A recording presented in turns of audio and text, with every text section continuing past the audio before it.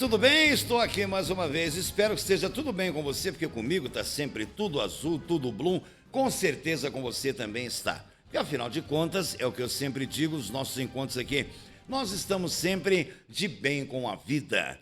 Eu sou André Pacheco e você me conhece, mais uma vez aqui na Rádio e TV Metropolitana de Piracicaba, contando com a supervisão e chefia de reportagens do Enzo de Oliveira e com a direção geral do Danilo Teles. Nós vamos recordar hoje e vamos até homenagear, porque ele não merece ficar esquecido, porque ainda vive entre nós. Um dos maiores jornalistas da crônica esportiva brasileira, sul-americana, e tenho certeza, pode ser considerado um dos melhores do mundo, mas que está afastado. E acredito eu que a imprensa irá resgatá-lo. Vamos falar de Milton Neves. Milton Neves, o laboratório do futebol. Milton Neves, a cabeça que é um computador que guarda tudo. Não precisa ficar com caneta e papel escrevendo. Um improviso invejável, fora do comum. Uma memória incrível. O maior arquivo da história do futebol brasileiro, sul-americano e mundial, por que não dizer. Milton Neves está em depressão. Vive recluso atualmente na sua grande mansão em São Paulo, um imóvel que toma mais de um quarteirão. Uma mansão com 12 cachorros e 3 criados que tomam conta. Empregados, evidentemente, funcionários, que podemos chamá-los carinhosamente de criados. Milton Neves vive sozinho hoje, vivendo o pior sentimento que corrói a alma e o coração de um ser humano, que é a saudade. A saudade de quem? De Lenice, o grande amor da sua vida, ela que foi sua única namorada, e com ela Milton se casou e teve 3 filhos, que hoje já são adultos, 3 filhos homens, que moram nos Estados Unidos da América do Norte. Recentemente, Lenice, acometida de um câncer, partiu do nosso mundo físico para o plano espiritual. E Milton se sentiu só. Sua única namorada, que acabou sendo com o tempo mãe, esposa e dona de casa. E que renunciou, inclusive, ao seu sonho de exercer a profissão de dentista. Lenice era formada em odontologia. Mas chegou a Milton e disse: traga o sustento para a nossa casa, porque em você eu aposto, em você eu confio, de você sinto muito orgulho, que eu cuido da casa e ajudo você a criar os nossos 3 filhos. Milton Neves, então, foi à luta. Teve mais de 700 anunciantes de empresas, entre as mais conceituadas do país e da América do Sul, na sua grade publicitária. E com isso, apresentando programas esportivos em televisão, criador do Terceiro Tempo, criador também de outros programas esportivos, como Apito Final, que agora recentemente ainda está no ar na Rede Bandeirantes, criador do quadro Que Fim Levou, um quadro que resgata jogadores que se aposentaram do passado e os traz à tona para que eles nunca fiquem esquecidos e nunca caiam no ostracismo. Milton Neves, com seu arquivo, conquistou a tudo e a todos. Ficou milionário. Hoje ele é dono de mais de 90 imóveis em São Paulo, todos alugados. Tem imóveis em Nova York, nos Estados Unidos da América do Norte. Tem 5 fazendas, mas não perdeu o seu estilo caipira do interior de Minas Gerais. Da pacata Muzambinho, cidade onde ele nasceu, no interior de Minas Gerais, no dia 6 de agosto de 1951. Milton Neves conserva seu lado humilde, simples e modesto. Não gosta de contar papo. Um grande coração, Milton Neves ajuda os pobres, criou instituições de caridade, trabalha com assistência social. Em Muzambinho, sua terra natal, no interior de Minas Gerais, Milton Neves criou um lugar para receber pessoas que não têm para onde ir. Mata a fome de muita gente e dá emprego para quem necessita. Milton Neves, ao longo de toda a sua jornada, com mais de 70 anos de idade, já ajudou muita gente, já deu oportunidades para grandes profissionais que hoje brilham no rádio, na TV em outros veículos de comunicação, em outros órgãos da imprensa, mas encontrou também no meio do caminho uma minoria de ingratos, que se negam quando são indagados e quando perguntam a ele se foi Milton quem os ajudou. Milton Neves, quando saiu de Muzambinho, aos 18 anos de idade, ninguém dava nada para ele. Como em todas as cidadezinhas, eu fui nascido e criado numa e vivi em uma também, igual a Muzambinho, até a minha adolescência, mas já antes dos 21 anos fui buscar os meus caminhos, sei como as coisas são. Em pacatas cidades, onde as pessoas se conhecem e o povo acaba sendo como se fosse uma família só, todos diziam a Milton Neves em Muzambinho que ele não ia dar nada na vida. Era chamado de Miltinho Gordo pelos colegas de grupo escolar, ginásio e colegial. Achavam que Milton ia ser um vagabundo, que ia ficar sentado no banco da praça de Muzambinho o resto da vida, sonhando com futebol. Santista fanático, fã incondicional de Pelé, Milton Neves, então, aos 18 anos, pegou um trem e foi embora para Curitiba, atrás de um parente que lá morava, que o acolheu para ele tentar a sorte pela primeira vez. Trabalhou numa rádio chamada Colombo. Não se sabe se essa emissora existe até hoje. Mas Milton Neves passou o diabo em Curitiba, capital do Paraná, onde estava esse parente, para onde ele foi pela primeira vez que deixou a pacata Muzambinho, sonhando em ser um cronista esportivo. Ficou 11 meses em Curitiba, passou fome, passou frio, não encontrou amigos, não encontrou quem o acolhesse de uma maneira carinhosa e lhe desse a oportunidade que ele precisava. Era uma rádio pequena e que pagava uma merreca de um salário, termo usado pelo próprio Milton numa entrevista recentemente coletiva dada por ele, contando a sua história. Milton percebeu que em Curitiba não estava o seu destino. Ele resolveu, então, vir para São Paulo. E quando chegou e bateu de frente com a maior cidade da América do Sul, no início da década de 1970, Milton disse, uai, ué, com aquele sotaque caipira mineiro, isso aqui é terra de louco. Eu acho que eu não vou aguentar ficar aqui. Mas Milton ficou. E o primeiro lugar que ele encontrou para morar foi num porão. Foi morar com alguns estudantes que estavam prestando vestibulares para faculdades, entre eles 3 japoneses que dormiam empoleirados uns dos outros em beliches num porão. Imaginem vocês uma pessoa morando num porão. E Milton Neves morou num porão. Começou a trabalhar para pequenas emissoras de São Paulo e municípios adjacentes da Grande São Paulo, até conseguir chegar na Rádio Jovem Pan, onde ali ele se destacou. Ali ele começou a criar os quadros que ficaram famosos até hoje, que resgatam jogadores do passado e que falam dos grandes clubes do futebol brasileiro, sul-americano e mundial. Mas Milton Neves tinha deixado lá atrás, na pequena Muzambinho, metade do seu coração, porque lá estava Lenice, o grande amor da sua vida. Eles eram namorados na ocasião, ensaiavam um noivado. Mas Milton disse a Lenice, Curitiba não deu certo, vou para São Paulo. Tenha paciência que eu volto para te buscar, porque eu vou me casar com você. E ela, eu lhe espero, porque você é o homem da minha vida. Ele foi o único namorado dela, e ela foi a única namorada dele. Quando Milton começou a melhorar o seu lado financeiro, na Rádio Jovem Pan, voltou para Muzambinho e fez juras de amor a Lenice, e que houve a reciprocidade da parte dela para ele. Os dois noivaram e se casaram, e ela, então, veio embora para São Paulo com o Milton, já disposta a passar pelas primeiras dificuldades.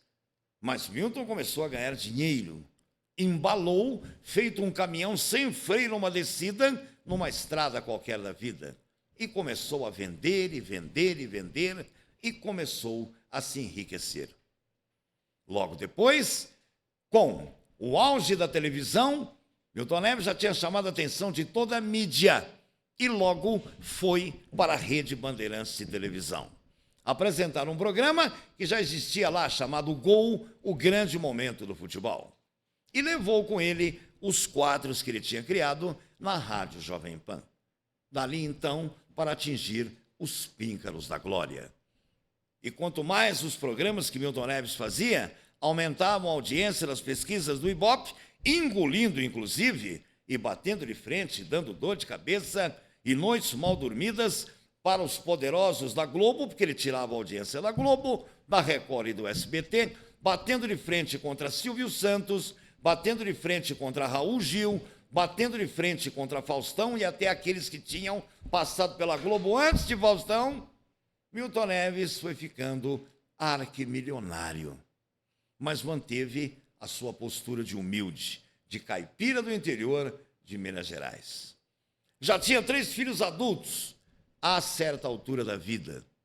Já tinha adquirido imóveis, como aqui já foi dito.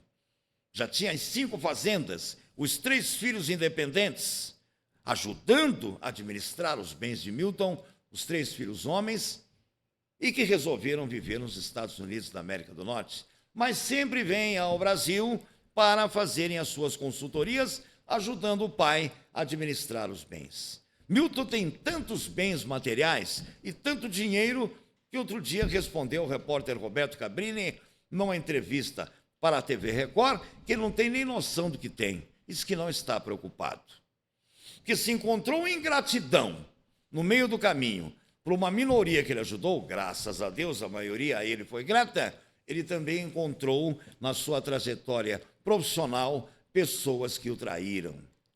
Um contador que ele contratou, que ele trouxe da sua terra natal, roubou milhões de Milton. Ele descobriu muito tempo depois. Não sabe se será ressarcido, porque tem um processo correndo na justiça e o sujeito foi mandado embora, inevitavelmente, é óbvio, com justa causa. Tudo poderia acontecer na vida de Milton, de bom e de ruim, porque ele é forte, espiritualmente, psicologicamente, emocionalmente, menos a partida de Lenice para o plano espiritual. Milton caiu em depressão. Chora dia e noite, sentindo a falta daquela que foi a sua companheira, sua esposa, e foi tudo na vida dele e que ajudou a criar os 3 filhos, se abstendo, abrindo mão do seu sonho de ser uma profissional de odontologia. O diploma ela guardou e confiou em Milton, e a confiança deu resultado. Mas sem Lenice, Milton ficou com o coração partido ao meio. Sem Lenice, a vida deixou de ter graça.